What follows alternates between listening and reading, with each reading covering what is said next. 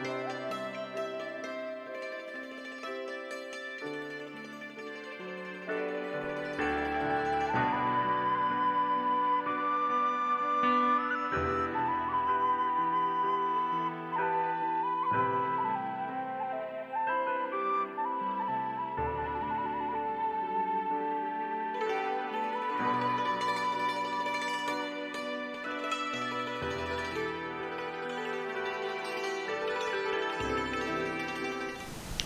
บ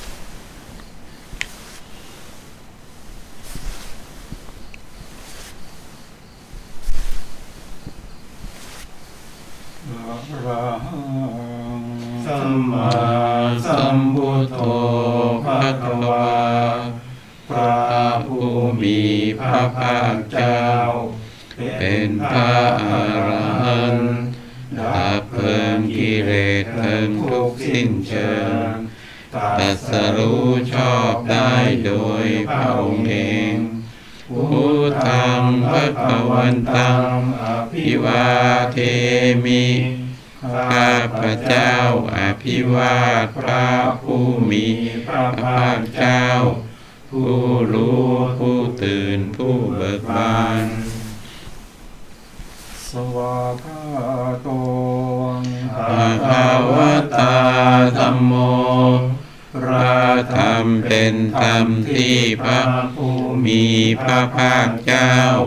ตรัสไว้ดีแล้วธัมมังนะมัสสามิข้าพระเจ้านมัสการพระธรรมสุปฏิปันโนภะคะวะโตสาวกสังโฆพระสงฆ์สาวกของพระผู้มีพระภาคเจ้าปฏิบัติดีแล้วสังฆังนะมามิข้าพระเจ้านอบน้อมพระสงฆ์อันธรรมยังพุทธัสสะภะคะวะโตบุพพาคณมการังกโรมาเสนะโมตัสสะภะคะวะโตขอนอบน้อมแด่พระผู้มีพระภาคเจ้าพระองค์นั้นอรหัตโตซึ่งเป็นผู้ไกลจากกิเลสสัมมาสัมพุทธัสสะตรัสรู้ชอบได้โดยพระองค์เองนะโมตัสสะภะคะวะโตขอนอบน้อมแด่พระผู้มีพระภาคเจ้าพระองค์นั้นอรหัตโตซึ่งเป็นผู้ไกลจากกิเลสสัมมาสัมพุทธัสสะตรัสรู้ชอบได้โดยพระองค์เองนะโมตัสสะภะคะวะโตขอนอบน้อมแด่พระผู้มีพระภาคเจ้าพระองค์นั้นอรหัตโตซึ่งเป็นผู้ไกลจากกิเลสสัมมาสัมพุทธัสสะตรัสรู้ชอบได้โดยพระองค์เอง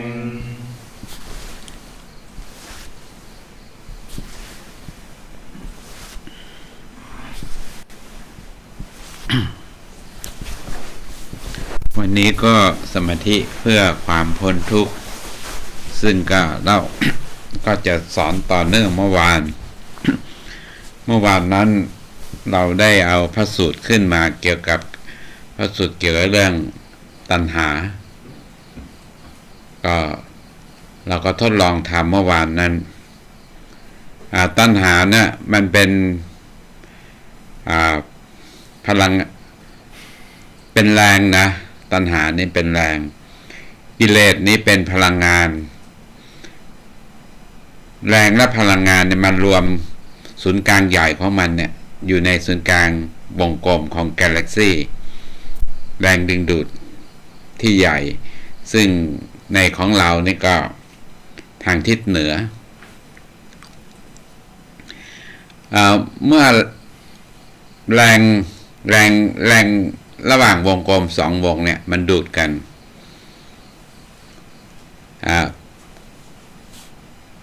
ตอนแรกเนี่ยมันทำไมมันถึงดูดกันมันมีพลังงานอยู่กลุ่มหนึ่งเนี่ยนะมันเกิดขึ้นเสร็จแล้วก็เกิดการแยกตัวออกจากกันพลังงานที่มันแยกตัวออกไปก็เป็นวงกลมเล็กๆๆแล้วก็พลังงานที่มันอยู่เนี่ยมันก็ม้วนตัวของมันเองม้วนแล้วก็หมุนอยู่พลังงานที่มันแยกตัวออกไปเนี่ยมันก็จะมันไปไม่ไกลมันก็ถูกแรงใหญ่ดูดมามันก็ม้วนรอบแบบหมุนรอบวงกลมใหญ่ดูดวงกลมเล็กเข้าไปเป็นจังหวะของมันอย่างนี้เกิดแรงขึ้นแรงเนี่ยมันที่เขาว่าเป็นตัณหานะเป็นแรงตัณหาเนี่ยถ้าจิตเราเนี่ยไปคล้องกับแรงเนี่ยเขาเรียกว่าตัณหาถ้าจิตของเราไม่เกี่ยวข้องมันก็เป็นแรงภาษาวิทยาศาสตร์เขาว่าเป็นแรงรับมันก็จะดึงดูดกันมาดึงดูดไปมาเนี่ยกฎมันก็มีอยู่ว่ามันจะเท่ากันระยะทางมันจะเท่ากันคือว่าแรงใหญ่เนี่ยดูดแรงเล็กเข้าไปแรงเล็กก็รวมตัวกันมาแรงใหญ่ตัวน่ะอันเดียวเนี่ยเท่ากับแรงเล็กๆเนี่ยแรงเล็กๆนี่ก็คือกาแล็กซี่แอนโดมีดาไทแองกอลัมมิกกี้เวย์แล้วก็โลกดวงจันทร์ระบบสุริยะของเราเนี่ยแม้กระทั่งเซลล์ในร่างกายของเราเนี่ยก็มีศูนย์กลางนิวเคลียสอยู่เป็นแรงดูดซึ่งมันก็จะรวมกลุ่มกันแรงใหญ่ทางทิศเหนือดาวเหนือเนี่ยเป็นศูนย์กลางใหญ่มันก็จะดูดไปอย่างนี้เมื่อมันดูดไปแรงมันหมดแล้วมันก็หยุดเมื่อมันหยุดแล้วแรงวงกลมเล็กๆก็ดูดออกมาเนี่ยเป็นดึงไปดึงมาเนี่ยจิตของเราเนี่ยไปอยู่อำนาจแรงเนี่ยมันจะเกิดดับขึ้นที่เขาเรียกว่าสันตติการสันตติจิตของเราก็ถูกแรงกระเพื่อมตัวเนี้ยตึ๊บดึงไปดึงมาแบบนี้เป็นตัวสันตติตัวแรงที่มันดึงไปดึงมาเนี่ยเขาเรียกว่าปกติหรือว่าตัวสันตติเนี่ยมันเป็นปกติของมันจะเห็นว่ามนุษย์เนี่ยแรงตัวนี้นะจิตของเราเนี่ยมันไปรับเอาแรงตัวเนี้ยมันก็จะเกิดชีพจรของเราเกิดขึ้นตึ๊บเท่ากับแรงตรงนี้ถ้าเราทำแรงนี้ไปมาเท่ากันได้เนี่ยเขาเรียกว่าเราปกติร่างกายเราปกติก็60วินาทีเป็น1นาที60นาทีเป็น1ชั่วโมงเป็นแบบนี้อันนี้เป็นปกติตัวสันตติก็เหมือนกันถ้าเราภาวนาปล่อยจิตร่างกายของเราเป็นความว่างเป็นปกติเนี่ยมันก็จะเห็นอาการเกิดดับตึ๊บอย่างนี้ถ้าเราเห็นตัวเนี้ยเมื่อก่อนเนี่ยอาตมาก็ใช้ตัวเนี้ยมาการกำหนดเพราะว่าเราต้องละจากแรงเนี่ยเราถึงจะได้เข้าดวงตาเห็นธรรมเมื่อก่อนอาตมาก็สอนแบบว่าให้เห็นอาการเกิดดับถ้าใครไม่เห็นก็กดชีพจรให้มันว่าเกิดขึ้นมาตึ๊บเสร็จเรียบร้อยอันนี้ก็เราปล่อยจิตว่างๆเนี่ยเราก็จะถูกแรงรับตัวเนี้ยดึงไปดึงมาเงี้ยนะดึงไปดึงมาเมื่อก่อนนะอันนี้ตัวปกติถ้าเราอยู่กับตัวนี้ไปเรื่อยๆเนี่ยเราละวางตัวปกติเนี่ยจิตมันจะวาบขึ้นหลุดออกมาจากแรงดึงดูดจากวงกลมที่มันดูดไปดูดมาเนี่ย ที่ว่าพ้นทุกข์นะออกไปจากเครื่องร้อยลัดคือตัณหาก็คือออกไปจากแรงตัวเนี้ยแรงตัวนี้ธรรมชาติมันเป็นอย่างนี้ของมันแต่ว่าจิตของเราเนี่ยมีอวิชชาความไม่รู้ไปเอาแรงเนี่ยนะไปรับกิเลสซึ่งมันกระทบทางตาหูจมูกลิ้นกายใจมันเกิดธาตุไฟขึ้นตาเห็นรูปหูฟังเสียงจมูกรับกลิ่นลิ้นรับรสกายสัมผัสใจรับอารมณ์ขึ้นมันเกิดธาตุไฟขึ้นมาไฟตัวเนี้ยเป็นไฟที่พี่พูดว่าเพลิงทุกข์เมื่อเกิดเพลิงขึ้นมาแล้วเราเกิดจิตเราเนี่ยมันมีอวิชชาความไม่รู้มันเกิดไปชอบไฟที่มันกระทบเนี่ยเราก็เอาแรงเนี่ยไปรัดไว้เป็นดวงจิตเริ่มเป็นดวงละเมื่อเป็นดวงขึ้นมามันก็เคลื่อนไปกับแรงเนี่ยมันก็ตกอยู่ในอำนาจของ60วินาทีเป็น1นาทีไปเรื่อยๆแบบเนี้ยเราไปกระทำอะไรต่างๆเนี่ยที่แท้แรงมันเนี่ยมันไปมาของมันอย่างนี้ของมันวึดถ้าคนไหนทำอย่างนี้ได้คือเรามีสตินะพุทธองค์เนี่ยท่านต้องการให้เป็นปัจจุบันขณะแบบนี้คือการเจริญสติเนี่ยให้เห็นแรงเนี่ยมันเป็นปกติของมันคือปกติของมันก็คือมันจะมี3กาละที่เขาเรียกว่าขณะอดีตปัจจุบันอนาคตนะไปรอบของมันเนี่ยตึ๊กเนี่ยมันมี3กาละละไปสายมารอบเนี่ยตึ๊บเนี่ยมันขณะหนึ่งที่เขาว่าทำจิตให้เป็นปัจจุบันขณะหรือว่าสติปัฏฐาน4การชนแล้วมันหนีมันไม่ได้เพราะว่ามันมีเหตุมันมีธาตุรู้อยู่ธาตุรู้เรามาอยู่ทางตาทางหูทางจมูกทางลิ้นกายทางใจแล้วมีเหตุอยู่ปัจจัยก็คือรูปเสียงกลิ่นรสอ่ะมันมาชนตาเราขึ้นเกิดธาตุไฟขึ้นปั๊บแรงก็กระเพื่อมขึ้นมาเมื่อกระเพื่อมแรงที่มันดึงไปดึงมามันกระเพื่อมขึ้นมาถ้าเราจิตเราปกติเนี่ยเราไม่ชอบเนี่ยจิตเป็นปกติเห็นว่ามันธรรมดาของมันกระทบแล้วก็มันก็หายไปของมันกระทบแล้วก็หายซึ่งพระอัสสชิเอาตัวนี้ว่าเหตุเกิดผลเกิดเหตุดับผลดับนะก็เอาจับเอาตัวนี้ธรรมะของพุทธองค์เนี่ยถ้าเราเขียนให้มันสุดว่ามีอะไรบ้างก็คือเหตุเกิดผลเกิดเหตุดับผลดับเราก็อยู่ตรงจุดเนี้ยปล่อยให้ตาเห็นรูปแล้วก็ปล่อยมันกระทบไปแล้วก็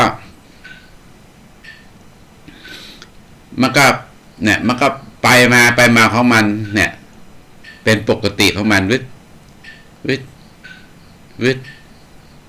เนี่ยอันนี้คือสติคนที่เจริญสติแบบนี้เนี่ยเขาจะเห็นอาการเกิดดับตึ๊บเสร็จแล้วถ้าเขาเห็นมากทำให้มากเจริญให้มากเนี่ยเขาก็ละตัวเห็นนี่เสีย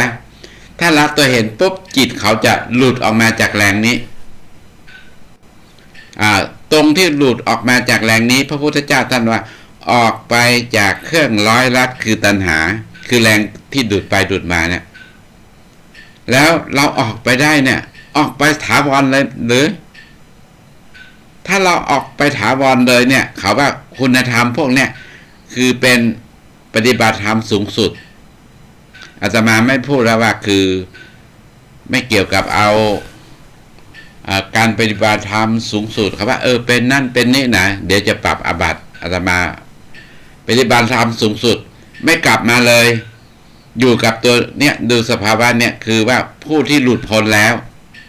นะคุณธรรมสุดยอดของศาสนาพุทธ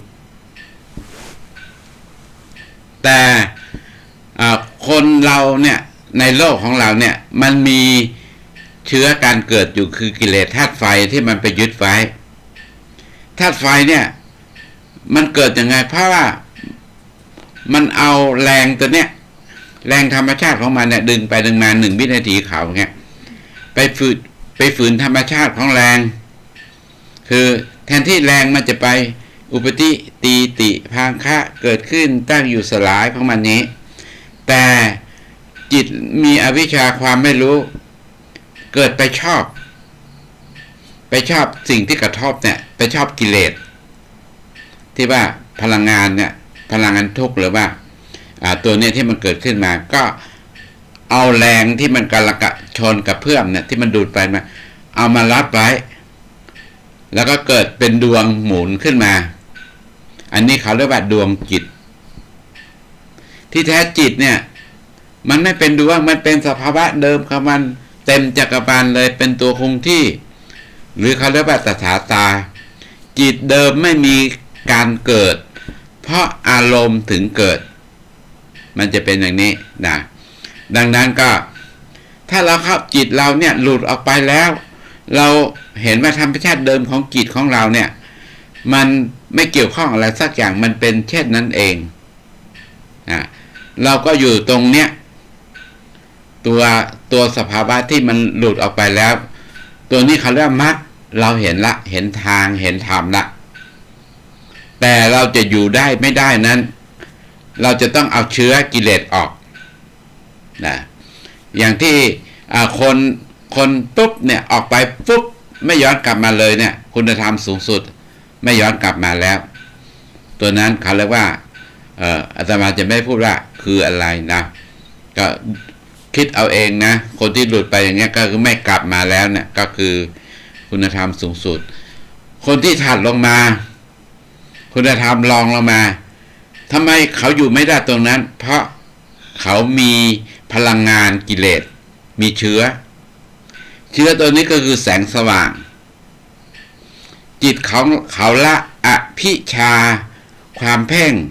ยังไม่ได้นะเขายังติดความเพ่งอยู่ความเพ่งนะเกิดจากรูป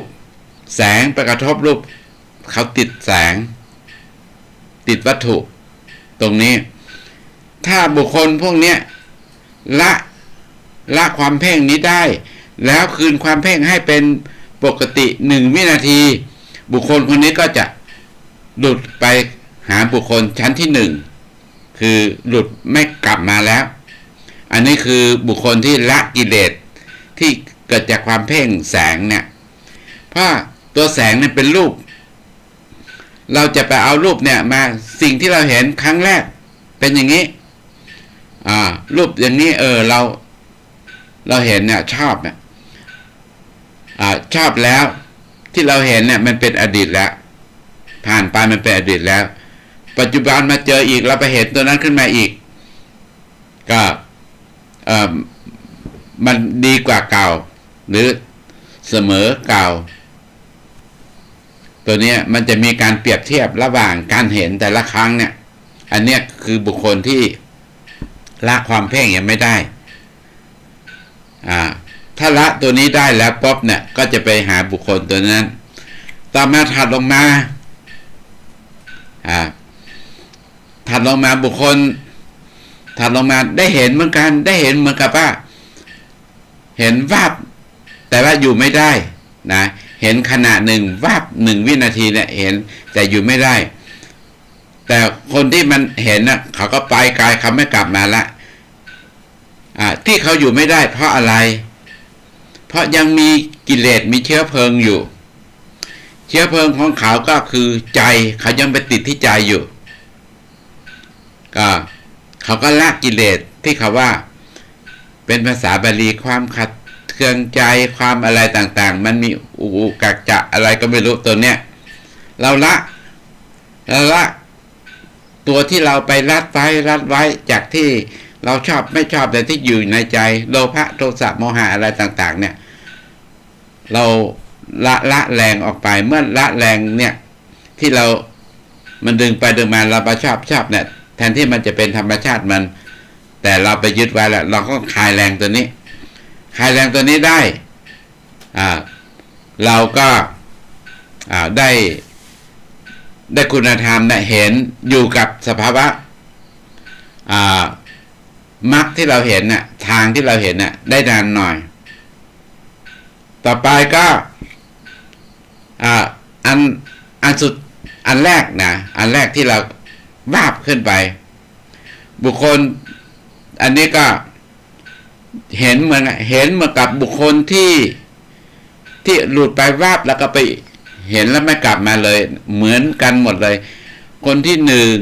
บุคคลที่หนึ่งครับบุรุษ4 คู่นับเรียงตัวบุรุษได้8 บุรุษ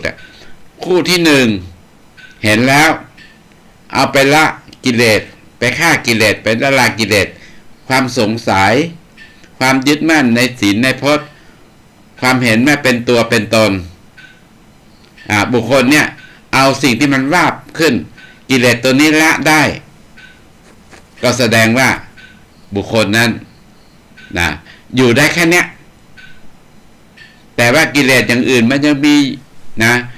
มันมีโลภะโทสะโมหะกามราคะอะไรต่างๆมันยังมีอยู่บุคคลนี่ก็พยายามที่จะละวางกิเลสไว้กิเลสมันเป็นตัวทุกข์มันไปบังมัดเขาเห็นแล้วเห็นแน่แล้วถึงคำหมายของบุคคลที่บรรลุครั้งแรกครับว่าผู้แรกเห็นเห็นแล้วแต่ว่าแน่นอนกูเห็นแล้วแน่นอนละกูมีเป้าหมายกูมีความแน่นอนกูจะต้องไปตรงจุดนี้ให้ได้ดังนั้นคนที่มีดวงตาเห็นธรรมเนี่ยเขาก็จะพยายามที่ว่าจะไม่ให้สภาวะเนี่ยหายไปกูไปถึงตัวเกินนะของดีกูจะต้องยึดเอาไว้เนี่ยถึงพุทธองค์ท่านถึงว่าบุคคลระยะแรกเนี่ยเขาว่าเหมือนกับคนเอาเชือกเนี่ยช้างเนี่ยไปมัดติดพเนียดคือไปเอาโซ่ช้างเนี่ยไปรัดไปให้มันไม่เคลื่อนไปไหนคือว่าบุคคลที่เห็นแล้วมันพยายามที่จะอยู่กับตัวนี้ให้มากแต่ก็มันก็รู้ว่าที่มันอยู่ไม่ได้เพราะว่ากิเลสเป็นพวกโลภะโทสะโมหะกามราคะมันไปแย่งสภาวะที่เห็นเนี่ยเขาก็ละตัวนี้ลงเขาก็อยู่กับตัวนี้มากขึ้นแล้วก็ต่อไปคุณธรรมขยับขึ้นไปขั้นที่2ตอนที่เห็นปั๊บเนี่ยเห็นแล้วก็นี่เขาเรียกว่าเป็นอาตมาไม่พูดแล้วเป็นอะไรหมอนำหน้าต่อไปก็เห็นแล้วเอาความเห็นเอาสภาวะเนี่ยมรรคไปประหารกิเลสความสงสัยความยึดมั่นถือมั่นในศีลความรู้สึกว่ามีตัวตนเนี่ยมันละลายไปขยับขึ้นไป2สกิตัก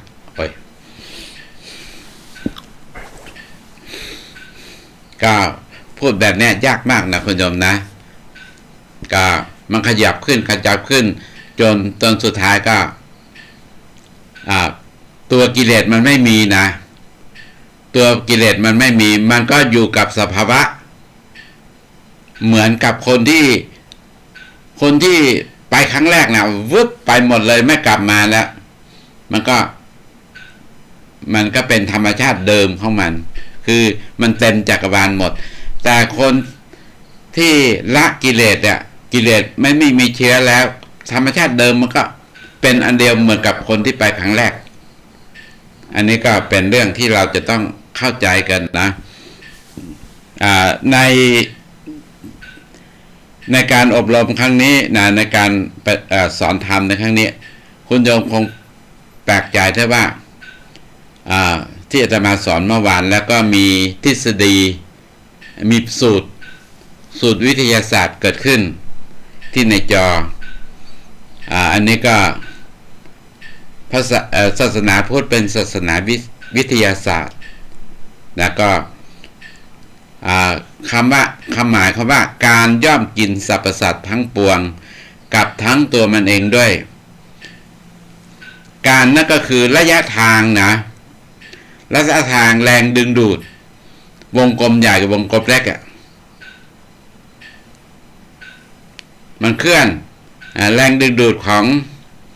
วงกลมใหญ่ดูดเข้าไป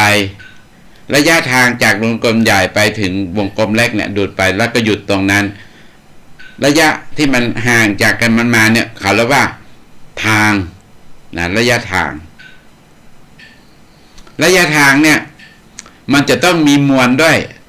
ตอนที่มันเคลื่อนออกมาเนี่ยมันมีน้ำหนักแรงดึงดูด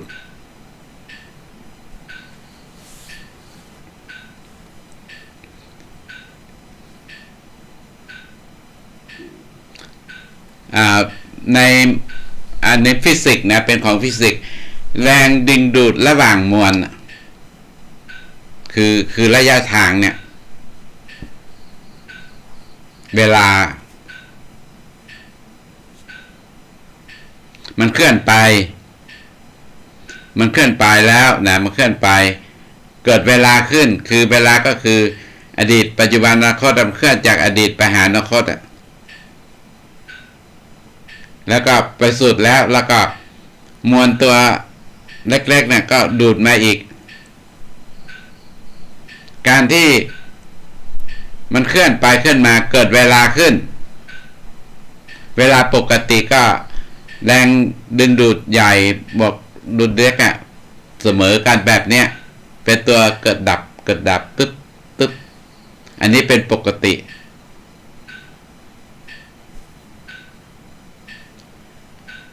แต่ว่าถ้ามันไม่ปกติเกิดขึ้นมันเกิดอะไรขึ้นนะคุณโยมวันนี้อาตมาจะ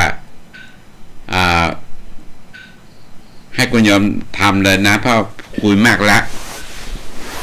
หันหน้าไปทางทิศเหนือแรงที่ทำกับเราเนี่ยมันอยู่ทางทิศเหนือ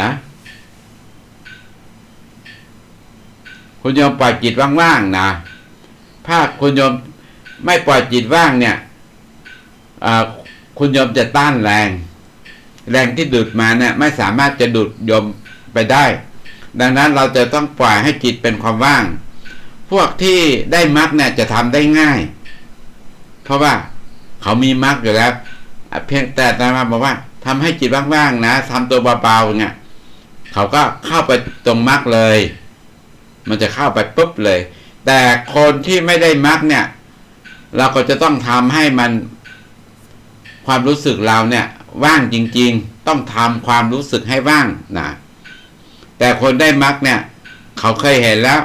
เขาเพียงแต่นึกมรรคเนี่ยไม่ต้องผ่านใจละไม่ต้องผ่านความรู้สึกมันเป็นสภาวะว่างๆถึงมรรคมันก็จะดูดไปละดูนะมันดูดยังไงนะมันก็ดูดมันดูดไปดูดมาเราก็เหมือนกับแรงดึงดูดทั้งหลายกาแล็กซี่โลกดวงอาทิตย์กาแล็กซี่ไตรกลัมมิลกี้เวย์ เรามีควอนตัมหรือแรงดึงดูดวงกลมอยู่แต่ละคนในหัวใจในเซลล์ของเราก็มีเล็กๆดูดไปมันก็เมื่อจิตเราไม่ยึดอะไรเนี่ยควอนตัมของเราเนี่ยแรงดึงดูดที่ตัววงกลมที่อยู่ในตัวเรานะก็ถูกดูดไปเหมือนกับโลกดวงอาทิตย์อะไรเนี่ยเพราะว่าทุกสิ่งทุกอย่างเนี่ยมันแยกมาจากตัวใหญ่นะแยกตัวใหญ่แล้วป๊บเนี่ยตัวใหญ่เขาม้วนเป็นวงกลมดีแล้วตัวเล็กเนี่ยก็เป็นวงกลมเหมือนกันแต่ว่าโดนตัวใหญ่ดูดเข้าไปแต่ว่าตัวเล็กเนี่ยมันตอนที่ทำใหม่ๆมันแยกมันมีความมีแรงมีมวลเท่ากันสองอัน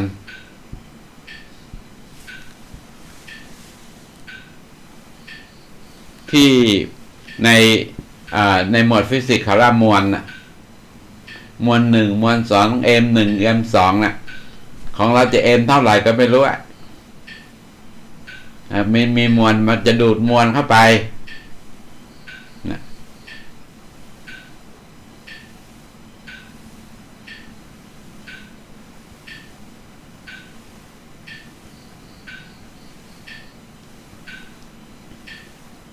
ถ้าเราทับจิตว่างๆน่ะมันก็จะดูดเราไปไงไปม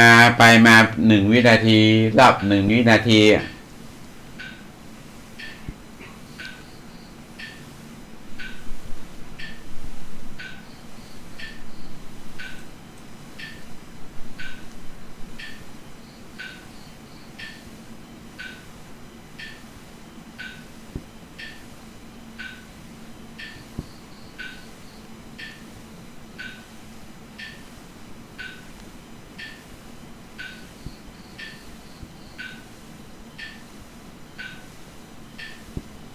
อันนี้เขาเรียกว่ามวลนะ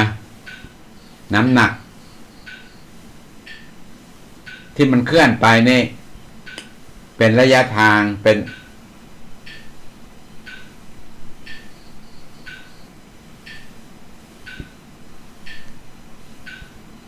ระยะทางแล้วก็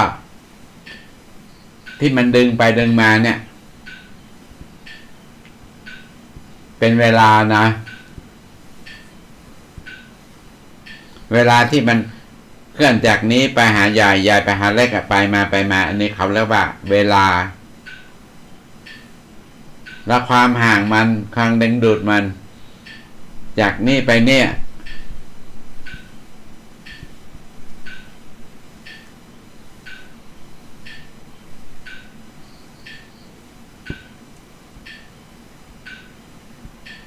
มันเป็นแรงนะเป็นแรง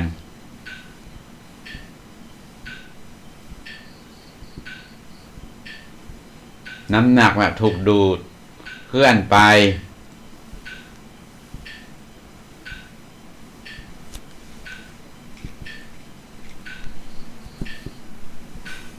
เคลื่อนไปดึงมาเนี่ยเป็นเวล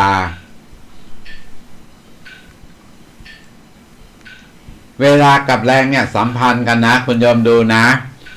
หน้าแบบนี้คุณโยมก็มันก็เป็นปกตินะวงกลมใหญ่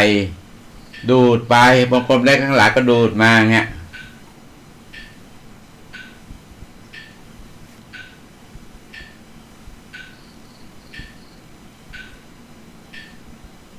มัน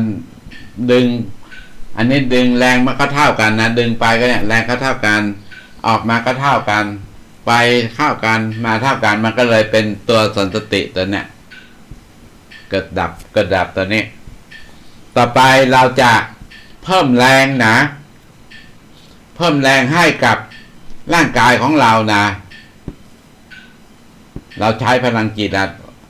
เรานึกไปนะตอนแรกเนี่ยเราไม่นึกเรานึกจิตเป็นความว่างจิตเราไม่ได้ช่วยอะไรสักอย่างมันก็จะเกิดแรงดูดเนี่ยอันนี้เราไม่ช่วยแต่ต่อไปเราจะเพิ่มแรงเข้ามาให้คุณโยมนึกหนกศีรษะด้านขวานะนึกแรงที่มันที่จากทิศเหนือเนี่ยนึกทัศทิศเหนือแรงตรงนั้นนะเอาเข้ามาหนกศีรษะขวาคุณโยมดูนะคุณโยมนึกหนกศีรษะขวาแล้วก็นึกไปทิศเหนือคุณโยมจะถูกหนกศีรษะคุณโยมเนี่ยจะถูกแรงเนี่ยแรงใหญ่เนี่ยดูดไปนะหยุดทันทีเลยนะเราเพิ่มแรงเนี่ยแรงข้างหลังเนี่ยมันดูดเราไม่ได้ละแรงใหญ่เนี่ยดูดเราไปมันก็เกิดการเผาขึ้นเวลาไม่มีละการเคลื่อนไม่มีละเวลาไม่มีละเกิดการเผาที่เรานิ่งเนี่ยแล้วเกิดการเผาเพราะเราไปเพิ่มแรงให้กับอันใหญ่เลยดูดเราไปอันเล็กดูดไม่ได้แล้วนะแรงเล็กๆทั้งหลายที่ ตอนเมื่อกี้เราจิตว่างๆเนี่ยมันก็ดูดพร้อมกันดึงไปดึงมา1 วินาทีแต่จิตของเราเนี่ยไปเพิ่มแรงคือว่าเอาแรงทางทิศเหนือเข้าโหนกศีรษะด้านขวาเพิ่มแรงขึ้นปุ๊บเราจะถูกแรงใหญ่ดูดเข้าไปทางทิศเหนือดูดไปปุ๊บแรงเล็กเนี่ยดูดไม่ได้แล้วมันเลยนิ่งเมื่อเกิดการนิ่งขึ้นมันก็เกิดการเผาขึ้นเวลามันไม่เคลื่อนแล้วเวลาเป็น1เนี่ยที่มันไปมาเวลา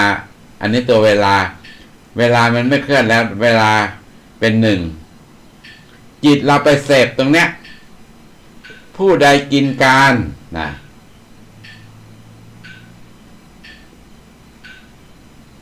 เรากินการคือเราไปรับเอาแรง1ตัวเนี้ยเรากินแล้วตัณหา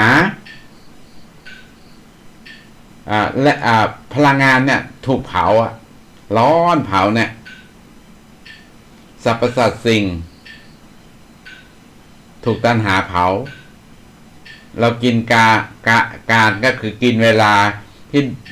ที่มันดูดเราไปปุ๊บจิตเราไม่เคลื่อนแสดงว่าเราเสพตัวนั้นแหละเราได้ตัวนั้นแหละก็เกิดการเผาขึ้นเผาตัณหาคือแรงเนี่ยเวลาเนี่ยมันเป็น1เนี่ยมันจะเกิดการเผาขึ้นทันทีก็ปล่อยมันเผานะ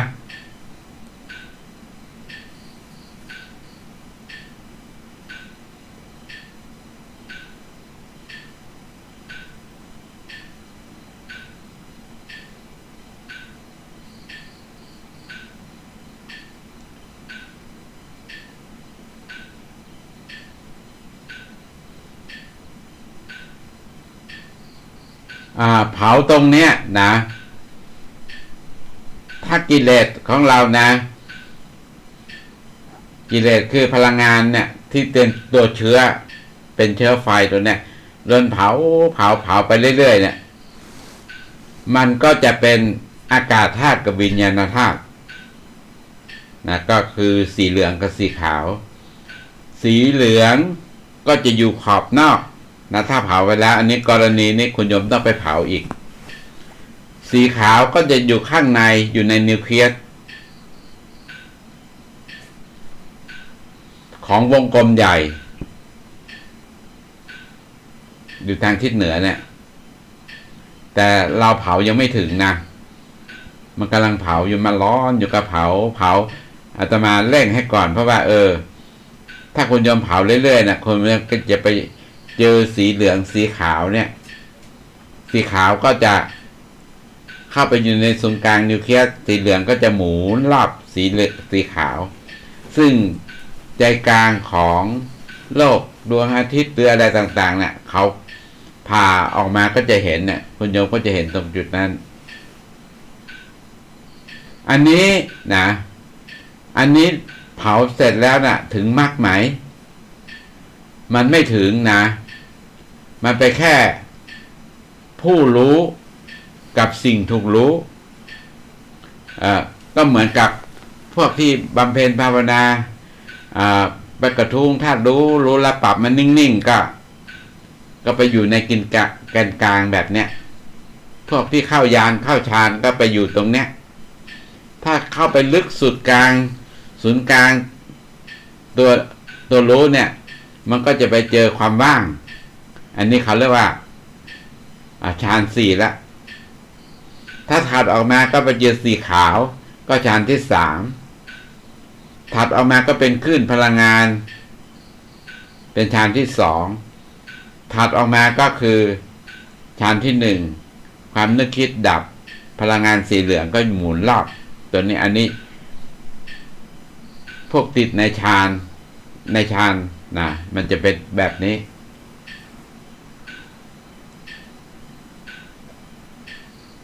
เผากิเลสแล้วได้ตัวนี้ขึ้นมากิเลสหยาบหมดกิเลสละเอียดก็คืออากาศธาตุกับวิญญาณธาตุไม่ถึงมรรคนะแต่ว่าเราจะให้ถึงมรรคทำยังไง ถ้าเราจะให้ถึงมรรคเราจะต้องทำเวลานะเอาอยู่ระหว่างแรงดึงสองอันนะเอาละนะเราเผาแล้วคุณโยมลองเผาเนี่ยคุณโยมไปเจอแบบนี้แต่เราจะเร่งเวลาเพราะว่าให้คุณโยมไปเรียนที่บ้านต่อเราก็กลับมาเพื่อถ้าจะให้เวลาเนี่ยเราไปอยู่กึ่งกลางของเวลาระหว่างแรงดึงดูด2อันใหญ่กับเล็กเอาละนะกลับมาเราไม่เอาเพิ่มแรงเข้าไปกับนึกไปหาอันใหญ่ถอนความรู้สึกออกมาเมื่อกี้เราเอาแรงเนี่ยเข้าหนกศีรษะด้านขวาณบัดนี้คุณโยมก็ปล่อยความรู้สึกอันที่เราเอาแรงเข้าหนกศีรษะขวาปล่อยความรู้สึกตัวนั้นถ้าคุณโยมปล่อยความรู้สึกนั้นน่ะคุณโยมก็จะถูกแรงเนี่ยแรงเล็กๆดูดไปข้างหลังดูนะคุณโยมคลายคุณโยมไม่นึกว่าเราไม่นึกถึงแรงใหญ่แล้วเราปล่อยแรงใหญ่เมื่อกี้เราให้มันเข้าหนกศีรษะขวาแต่เดี๋ยวนี้เราไม่เอาแรงใหญ่แล้วเราปล่อยแล้วปล่อยความว่างน่ะเราก็จะถูกแรงดึกๆเล็กๆดูดไปข้างหลังนะดูดไปข้างหลังแล้วก็ปล่อยมันดูดไปแรงเล็กหมดนะแรงเล็กหมดแล้วแรงใหญ่มันดูดไปอีกเนี่ยจิตเราก็จะเคลื่อนมาอีกนะข้างหน้าแต่คุณโยมลองดูนะระย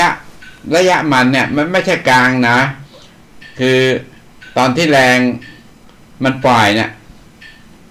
ตอนที่เราปล่อยแรงจากที่หนกศีรษะแล้วนะมันจะดึงเราไปใกล้กับศูนย์กลางระยะทางนะระยะทางแรงดึงดูดอันเล็กเนี่ยห่างจากตัวใหญ่นะห่างจากตัวใหญ่มาก็มันก็มาเรื่อยๆจนที่ว่าแรงตัวนั้นแรงที่ใหญ่มันหมดแล้วมันก็ไปค้างอยู่เนี่ยค้างอยู่แรงเล็กตัวที่ค้างอยู่เนี่ยมันไม่ถึงแรงที่ศูนย์กลางแรงเล็กนะแต่ว่ามันไปค้างอยู่ระยะทางมันไปค้างตึงอยู่ตรงนั้นจำไว้ให้ดีนะเราจะอยู่ตรงเนี้ยเอาดูใหม่นะเราอยู่ตรงนี้แล้วจะเพิ่มแรงอยู่เนี่ยเพื่อจะให้จิตเราทะลุออกจากแรง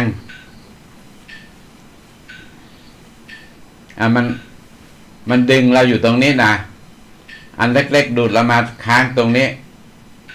แล้วต่อไปก็ระยะหนึ่งมันก็อันใหญ่ก็ดูดเราไปอีกแล้วก็ดูดกลับมาเมื่อดูดกลับมาเนี่ยคุณโยมให้จิตคุณโยมอยู่ตำแหน่งนั่นแหละที่แรงใหญ่หมดแรงแล้วก็ไปหยุดตรงกึกตรงนั้นให้คุณโยมอยู่ตรงนั้นนะจิตอยู่ตรงนั้นแล้วก็ปล่อยให้แรงใหญ่แรงเล็กถูกันไปถูกันมาคุณก็ว่าอยู่ตรงนั้นเยอะๆนะอยู่ตรงนั้นเยอะๆเดี๋ยวสักครู่หนึ่งมันจะหยุดนะแรงเนี่ยจะทำอะไรเราไม่ได้มันไม่ดูดละเพราะว่าเราไม่ไปตกอยู่อำนาจแรงใหญ่เราไม่ไปตกอยู่อำนาจแรงเล็กเราก็อยู่กลางๆอยู่ตรงนั้นแรงใหญ่มันก็ดูดไปแต่เราเป็นกลางน่ะเราอยู่เป็นกลางระหว่างแรงเล็กดึงไปเราก็ไม่ไปกับแรงเล็กใหญ่ดึงไปเราก็ไม่ไปเรากลางๆอยู่ตรงนี้จิตเราอยู่ตรงนั้นเกิดอะไรขึ้นนะเมื่อกี้นะเราอยู่กึ่งกลางระหว่าง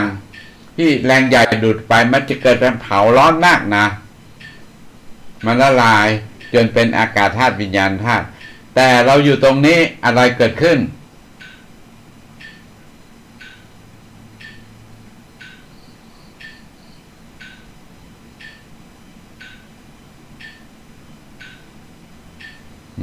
เราเราไม่ตกอำนาจแรงใหญ่ละแรงเล็กก็ไม่ตกละจิตเราก็นิ่งๆอยู่แล้วอะไรเกิดขึ้น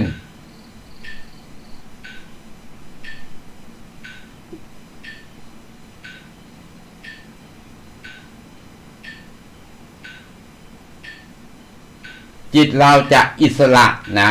จากแรงสองส่วนและสิ่งที่เกิดขึ้นต่อไปก็คือเราเห็นธรรมชาติเดิมของจิตเราคือมรรคนะเราเจอทางสายกลางละระหว่างแรงดูดสองอันเนี่ยก็คือที่เดียวกับที่เรา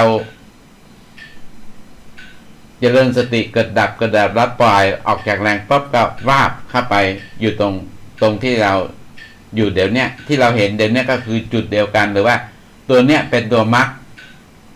เราเจอทางสายกลางละมรรคก็โผล่ขึ้นมาเป็นทางโล่งจิตเราออกจากแรงคือตัณหาแรงดูดสองอันเนี่ยเราไม่ไปเกี่ยวข้องละก็อยู่อย่างนั้นนะอยู่ตรงนี้เย็นอยู่ตอนเผาเนี่ยร้อนเดี๋ยวคอมเมนต์มานะความแตกต่างระหว่างสองจุดเนี่ยอยู่ตรงนี้มีความสุขมากนะเหมือนกับคนได้มรรคเราจะรู้เลยว่าโอ้ยมรรคก็คือที่เดียวกันนี่แหละเป็นทางโล่งเราเจอทางสายกลางแล้วเนี่ยเวลาไม่เคลื่อนละเวลามันเกิดจากแรงที่ดึงไปดึงมาน่ะแรงดึงไปดึงมาทำอะไรเราไม่ได้เวลาไม่เกิดกับเราแล้วเวลาไม่เกิดที่ตัวนั้นน่ะมันเกิดการเผาขึ้นเผาตัณหาแต่เวลาเกินกลางตรงเนี้ยเวลาไม่เคลื่อนมันก็เผาเหมือนกันไม่ใช่เผาอุปทานของจิตนะที่เผาความเป็นตัวตนของจิตละลาย เป็นทางโล่ง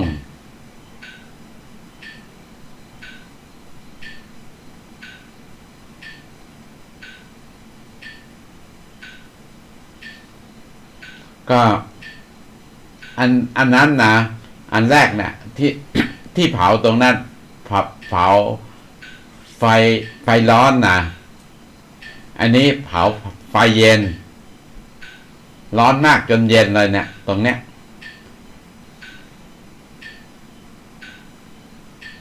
ที่เขาว่าศูนย์กลางดวงอาทิตย์เนี่ยเย็นอ่ะอันเนี้ยไฟตัวเนี้ย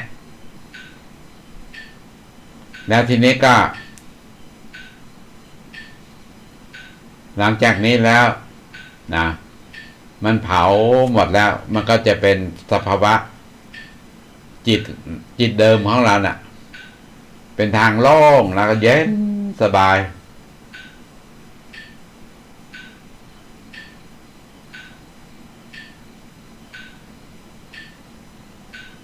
เราทะลุออกจากไฟเย็นได้ละ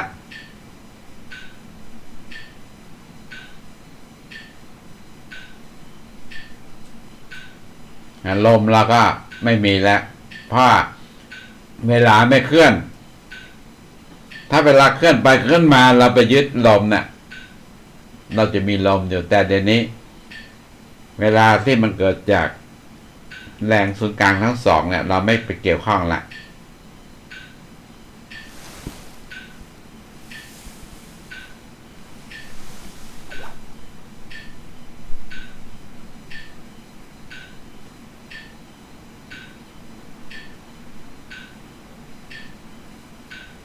เวลาเลย ไป5 นาทีแล้วนะแต่ว่าข้อมูลของเรามาก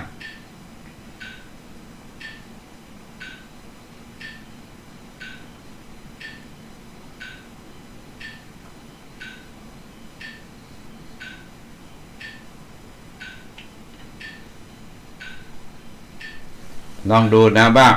สิ่งที่เราอยู่ตรงเนี้ยกับ มรรคคืออันเดียวกันหรือเปล่าลองคอมเมนต์มานะ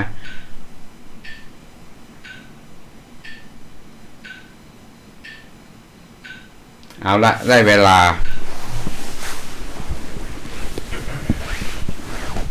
สัพเพสัตตาสัตว์ทั้งหลายที่เป็นเพื่อนทุกข์เกิดแก่เจ็บตายด้วยกันทั้งหมดทั้งสิ้นอเวราหุนตุจงเป็นสุขเถิดอย่าได้มีเวรซึ่งกันและกันเลยอัพพยาปัชชาหุนตุจงเป็นสุขเถิดอย่าได้เบียดเบียนซึ่งกันและกันเลยอานีคาหุนตุจงเป็นสุขเถิดอย่าได้มีความทุกข์กายทุกใจเลยสุขีอัตตานังปริหารันตุจงมีความสุขกายสุขใจรักษาตนให้พ้นจากทุกภัยทั้งสิ้นเถิด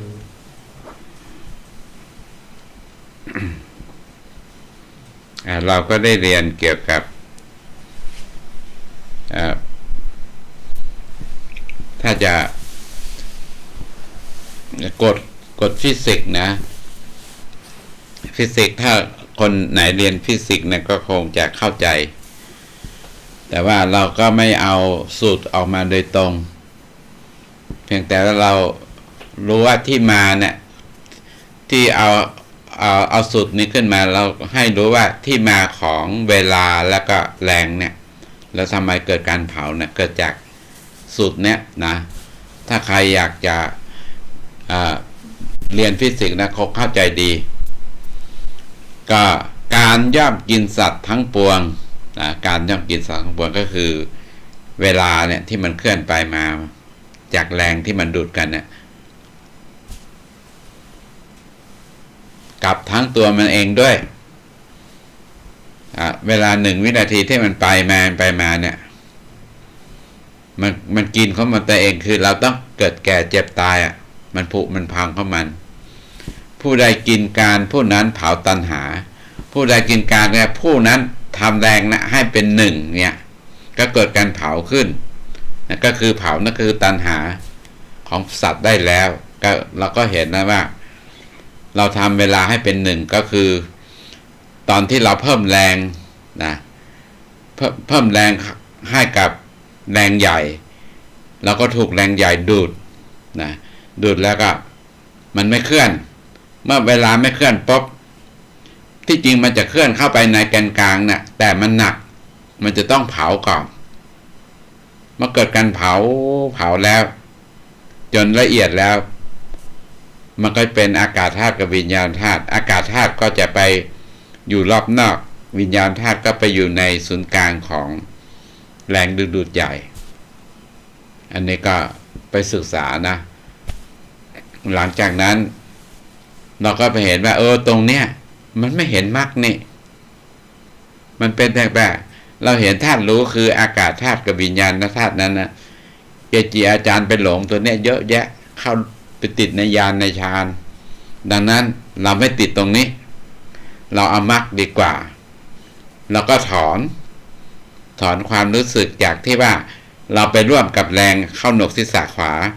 เราถอนออกมาเมื่อถอนออกมาแรงใหญ่ถูกดูดคายออกแรงเล็กก็ดูดเราข้างหลังอีกแล้วแล้วก็ปล่อยให้มันดูดไป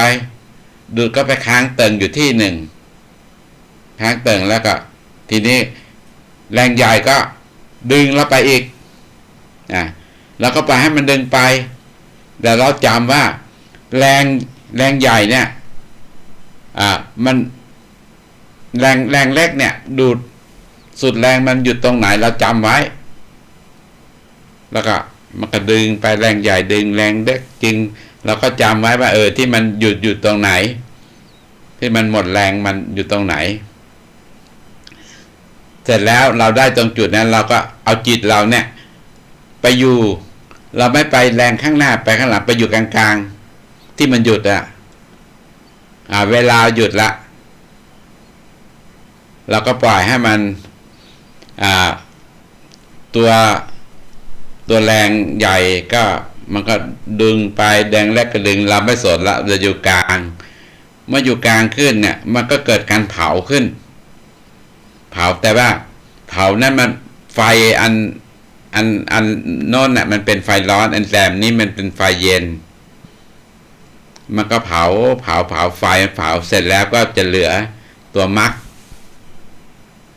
นะเอาละใครเห็นอยากจะมาบ้างก็คอมเมนต์มานะวันนี้ใช้เวลาหน่อยนะเอาละคอมเมนต์หน่อยเริ่มตั้งแต่ แม่เจียนงกราบเฉยๆคุณศรีรัตน์กราบคุณแสงธรรมกราบคุณกันชัยกราบ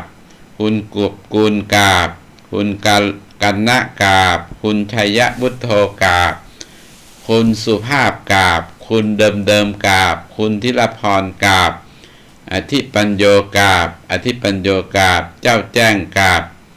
คุณแสงธรรมคอมเมนต์มาละอาจารย์คะแบบแรกเผากิเลสสบายค่ะแบบสองเผาจิตค่ะ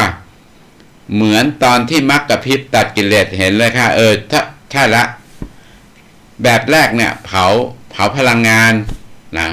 แบบที่สองเนี่ยเป็นเผาจิตที่มีอวิชชา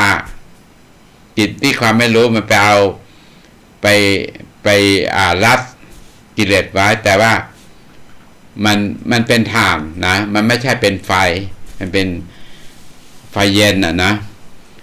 มรรคปะกระพริบประหารกิเลสเห็นค่าก็เราเคยได้มรรคแหละมันก็จะมีการกระพริบขึ้นคุณธรรมสาธิตก็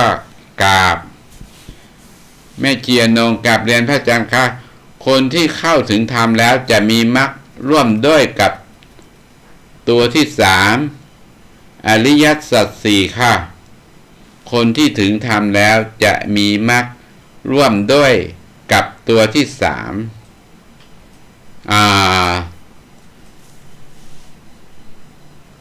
อันนี้อาตมาไม่เข้าใจนะคนที่ถึงธรรมแล้วจะมีมรรคร่วมด้วยกับตัวที่สามอะไรอริยสัจสี่ค่ะ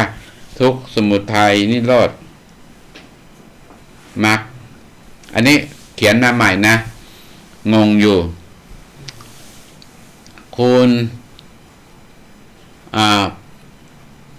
พัทลีอันนี้คนใหม่ด้วยนะฮะสายคุณกุ้งนะกับนมัสการพระอาจารย์รัตน์ขออนุญาตส่งสภาวะย้อนหลังเมื่อวานค่ะเริ่มต้นมีตัวตนคิดเดินเยอะเกี่ยวกับแรงดึงเข้าออกและปรับความนิ่งต่อมาปรับเป็นธรรมชาติเจตนาลดลงสลับปฏิบัติแล้วทราบซ่านทั้งกายขึ้นบนล่างกลางศีรษะมีจิตผู้รู้และตัวที่ถูกรู้พอพระอาจารย์แจ้งว่าให้จิตผู้รู้ร่วมกับจิตที่ถูกรู้เกิดรวมนิ่งกำลังละเอียดแนบเท่ากับกันทั้งหมดไม่มีตัวอะไรเลยมีเพียงสิ่งเดียวที่ราบเรียบไปด้วยกำลังมีการรับรู้การกลืนทั้งหมดที่เต็มเป็นกำลังเป็นพลังงานละเอียดเต็มนิ่งเต็มแบบนั้นค่ะกราบขอบคุณพระอาจารย์คุณโยมนะคุณโยมเรียนวันนี้นะเรียนวันนี้แล้วก็อันที่สองนะอันที่สองเนี่ยคุณโยมจะถ้าคุณโยมกลางตรงจุดนั้นนะคุณโยมประกลางจุดนั้นแล้วคุณโยมก็จะไปเจอสภาวะนี้นะเจอสภาวะที่ว่าความเป็นนิ่งต่อมาธรรมชาติเจตนาลดลงนะแล้วสลับทราบซ่านต่อไปมันก็ละลายไปเรื่อยๆนะจิตผู้รู้และตัวที่รู้พอพิจารณาให้จิตผู้รู้ร่วมกับจิตที่ถูกรู้ผู้รู้สิ่งถูกรู้คืออาตมาคงไม่ได้พูดแบบนี้มั้งลองไปเช็คดูนะอาตมาคือเราจิตผู้รู้กับสิ่งถูกรู้ถ้ามันเข้ากันนะมันก็จะแนบแน่นกันเป็นพลังงานราบเรียบอย่างเงี้ยมันก็จะไปเจออากาศธาตุกับวิญญาณธาตุนะดังนั้นคุณโยมจะต้องอยู่กลางจริงๆนะอยู่กลางจริงๆแล้วมันจะ ได้กลางจริงๆเนี่ยมันจะละลายได้ทางสายกลางมันจะละลายสองข้างเป็นทางโล่งนะตัวนี้ ถ้าคุณโยมยังว่าอยู่กับความละเอียดที่แนบแน่นเท่ากันหมดน่ะคุณโยมยัง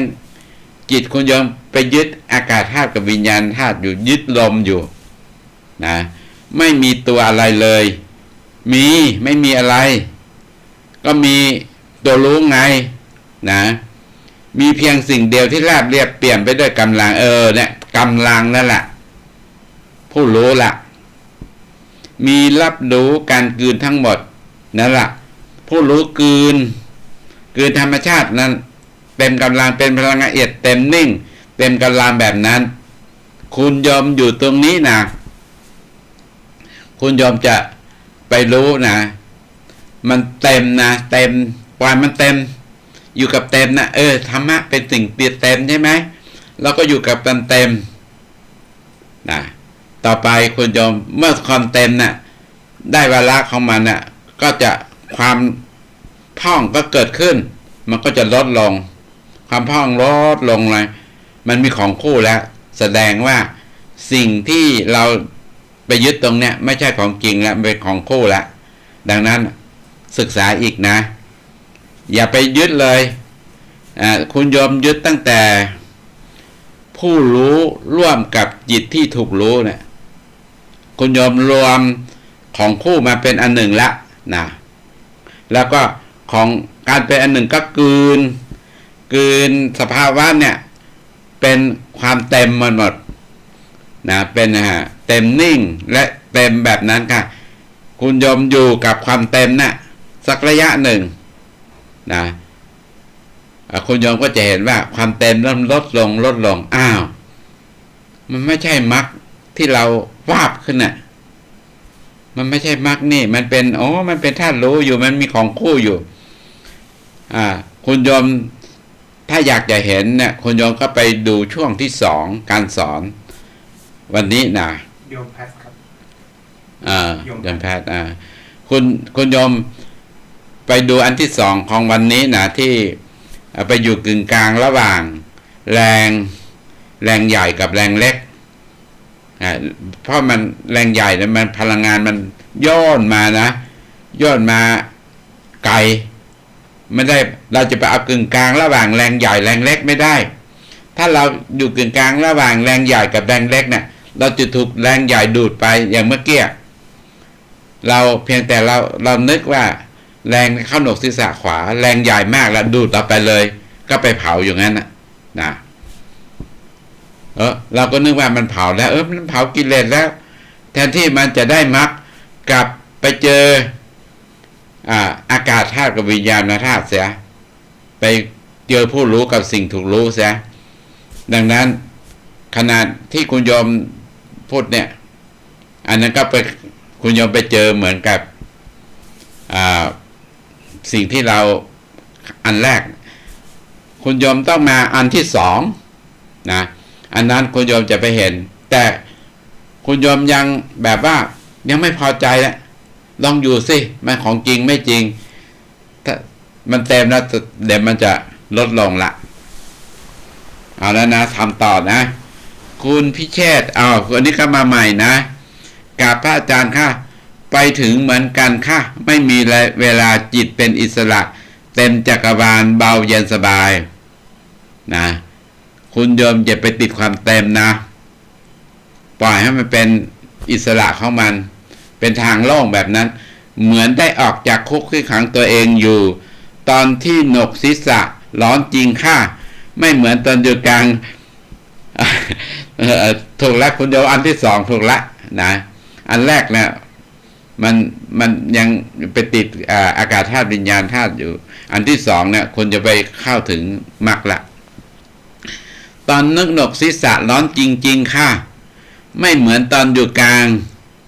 ขออภัยที่ชื่อหนูแปลกหน่อยนะคะคิดชื่อใหม่ไม่ทันค่ะ Facebook เก่าใช้ไม่ได้ค่ะแล้วค่ะขอบคุณพระอาจารย์พิเชษอันนี้คนใหม่หรือเก่าไม่รู้นะลูกศิษย์เก่าลูกศิษย์เก่าแต่ว่า Facebook ใช้ไม่ได้สมัครใหม่คุณธีรสุขอันนี้คุณธีรสุขเนี่ยเชี่ยวชาญเกี่ยวกับเรื่องที่อาจารย์สอนวิธีอื่นนะแต่วิธีนี้ดูก่อนนะกับเรียนพระอาจารย์ครับแรงนี้จะกระทำต่อกายเราทำให้เราโยกไปมาตามแรงถูกต้องแต่เมื่อถึงมรรคแล้วอุปทานของจิตหมดแล้วแรงไม่กระทำต่อจิตได้อีกอันนี้คุณโยมเอาตัวที่คุณโยมได้มาแล้วเนี่ยเอามาสู่กับตัวนี้แรงไม่กระทำต่อจิตได้อีกแต่ทำไมร่างกายจึงโยกตามจิตที่หมดอุปทานนั้นด้วยครับนะแต่ทำไมร่างกายจึงโยกตามจิตที่อุปทานนั้นครับก็เพราะว่าแรงเนี่ยนะคุณโยมมันเกิดมันมีตัวดูดของมันน่ะก็ปล่อยมันดูดไปสิเราหมดอุปทานแล้วมันก็จะไปของมันครับมันดูดก็ปล่อยมันดูดของมันถ้าเรายังไม่ตายคุณโยมถ้าคุณโยมจะเข้าไปตรงนั้นคุณโยมเหนือสมมุติเหนือสมมุติเป็นวิมุตติมันถึงจะหยุดแต่ว่าถ้าคุณโยมยังอยู่กับสมมุติอยู่ก็คืออยู่กับแรงเนี่ยดึงไปดึงมามันก็ยก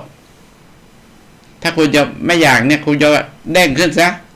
เหนือสมมุติเป็นวิมุตติแล้วก็แรงที่มันดึงไปลงมามันก็หมุนข้างล่างวึดอยู่เราไม่ร่วมกับแรงเนี่ยเราเหนือสมมุติเป็นวิมุตติแต่ยังตกปลายแรงโน้มถ่วงอยู่เพราะว่าโยมไม่เด้งขึ้นมาอยู่เหนือสมมุติแต่กลับไปนิ่งตามมรรคที่เป็นตัวคงที่ครับ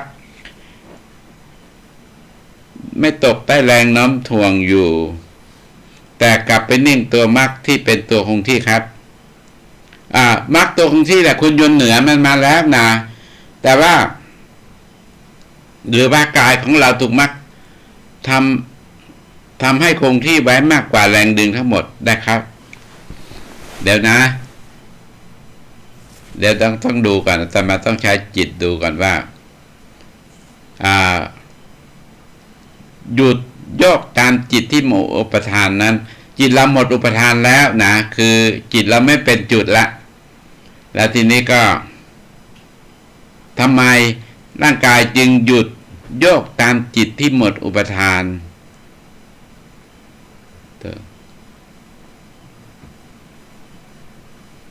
คุณโยมไม่เหนือสมมตินะถ้าคุณโยมอยู่กับอย่างยกตัวอย่างนะลมมันพัดมาคุณโยมอยู่กับตัวลมพัดน่ะคุณโยมต้องมีความรู้สึกว่ามีลมพัดแล้วเย็นถ้าคุณโยมเหนือลมที่มันพัดน่ะให้ลมพัดข้างล่างจิตคุณโยมเด้งขึ้นเหนือสมมติแล้วน่ะจิตคุณโยมก็จะนิ่งแต่ลมก็พัดอยู่ข้างล่างถ้าคุณโยมรับความจริงนะคุณโยมไม่ต้องขึ้นไปตรงนั้นก็ได้ไม่ต้องเด้งไปอยู่ในเหนือสมมติคุณโยมรับความจริงว่าสิ่งเนี้ยมันเป็นธรรมชาติของมันพลังงานเนี่ยแรงทั้งหมดมันก็ทะลุรับไปได้มันจะทะลุซ้ายทะลุขวาทะลุล่างบนผ่านมันช่างมันแล้วก็ยอมรับตรงนี้เป็นตัวคงที่ครับหรือว่ากายของเราถูกมรรคทำให้คงที่กายของเราก็รับเย็นร้อนอ่อนแข็งนะคุณโยมเราถูกมรรคให้ทำคงที่ไว้มากกว่าแรงดึงทั้งหมดได้ครับแต่เนี่ยคุณโยมตรงจุดเนี้ยมันต้องใช้เวลาหน่อยนะอาตมาจะไปเช็คดูว่ามันเหมือนกับคุณโยมเห็นหรือเปล่าเพราะว่าอาตมาก็จะต้องการพูดแบบเนี้ยเราพูดแบบเราไม่รู้เนี่ยมันจะเป็นวจีกรรมดังนั้นอาตมาจะต้องเอาเรื่องของคุณโยมเนี่ยไปเช็คดูแล้วก็จะมาตอบให้อีกทีหนึ่งอรณคุณแสงธรรมพระอาจารย์คะพอพระอาจารย์บอกให้ปล่อยจิตว่างสักพักก็มีสิ่งหนึ่งแทรกเข้ามาในจิตว่างค่ะจากว่างเป็นกระพริบละลายการเห็นค่ะกับสัพพะทานค่ะสิ่งแทรกคืออะไรคือ คือมรรคนะที่มันประหารกิเลสแป๊บแป๊บแป๊บแป๊บตัดพับแชบแชบแชบนะคือมรรคที่เขาว่าอะไรที่ตัดชับชับมาใช่ไปนะสมุดเขตวันนี้ปฏิบัติตามกลางระหว่างสองแรงก็นิ่งและเกิดการเผาครับอันนี้ไม่อะไรมากนะก็ขุดเนี่ยต่อไปไม่เจียนงคือมีมรรคเป็นฐานและทำงานกับวิธีการของพระอาจารย์คือทางดับทุกข์ค่ะเมื่อละลายไปก็จะเข้าถึงมรรคโดยไม่ต้องละลายอีกค่ะอันนี้ก็ถ้าเราอยู่กับมรรคแล้วนะมรรคสมบูรณ์แล้วเนี่ยมันไม่ต้องละลายกิเลสละเพราะมันไม่มีกิเลสให้มันเผาหรอกนะถูกต้องแล้วไม่ชีคุณอัมพรก็กลับเฉยๆคุณเต้การทำเวลาให้เป็นหนึ่งจะเกิดการเผาสิ่งที่เป็นคู่ที่ไปมาทั้งหมดและเมื่อเผาหมดแล้วก็จะออกจากเวลาที่เป็นหนึ่งได้เป็นที่ไม่เกี่ยวกับเวลาซึ่งเป็นอากาลิโกถูกตั้งละคุณยมเต้อันนั้นถูกตั้งละนะใช่ละตัวเนี้ยทวนอีกทีนะการทำเวลาให้เป็นหนึ่งจะเกิดการเผาสิ่งที่เป็นของคู่นะเมื่อมันเผาแล้วสิ่งของคู่เนี่ยมันก็ไม่ทำปฏิกิริยาอะไรไม่เป็นกิเลสเข้ามาไม่เกินพลังงานที่ไปที่มาทั้งหมดและเมื่อเผาหมดแล้วก็ออกจากเวลาที่เป็นหนึ่งได้เป็นที่ไม่เกี่ยวกับเวลาถ้าที่ว่าอาการลิโกถูกต้องคุณชาวลิตอาจารย์ใหญ่กลับเฉยๆไม่คอมเมนต์มาเลยนะคุณอนงนิเจียนงพิมพ์ผิดค่ะความดับทุกข์นะวันนี้โอ้โหมันเยอะเหลือเกินอาตมาบางทีเนี่ยการพูดไปเนี่ยคุณโยมคอมเมนต์มาคุณโยมเห็นสภาวะนี้แต่ว่าอาตมายังไม่สอนการเห็นตัวนั้นอาตมาจะพูดไม่ได้ดังนั้นก็ต้องรอว่าคืนนี้จะต้องไปเช็คว่าที่ติดอยู่เนี่ยพวกนั้นตอบได้หมดแต่ว่าคุณธีระของคุณธีระเนี่ยจะต้องไปดูอีกนะว่ามันเป็นเหมือนกับคุณธีระบ้าหรือเปล่าช่วงแรกสักพักเหมือนมีแรงกระเพื่อมกระเด้งขึ้นมาจากใจแต่เหมือนยังติดคาอะไรบางอย่างไม่พลิกอีกรอบแต่ช่วงที่สองทำไปเรื่อยๆทำตามได้บ่าวครับแต่เหมือนจำสภาพเปรียบเทียบไม่ค่อยชัดอันนี้ก็ช่วงแรกสักพักเหมือนมีแรงกระแทกขึ้นมาจากใจแต่เหมือนยังติดอะไรอยู่บางอย่างไม่พลิกอีกรอบคุณโยมติดเวลานะแต่ช่วงที่สองทำไปเรื่อยๆทำได้เบาสบายครับแต่เหมือนจำสภาพเปรียบเทียบไม่ได้ไปจำมันทำไมมันตัดสัญญาทิ้งแล้วเอาแล้วนะก็คงแค่นี้ขอความรู้แจ้งเห็นจริงในพระธรรมจงบังเกิดแก่บรรดาสาธุชนทุกท่านทุกคนเทอญสาธุ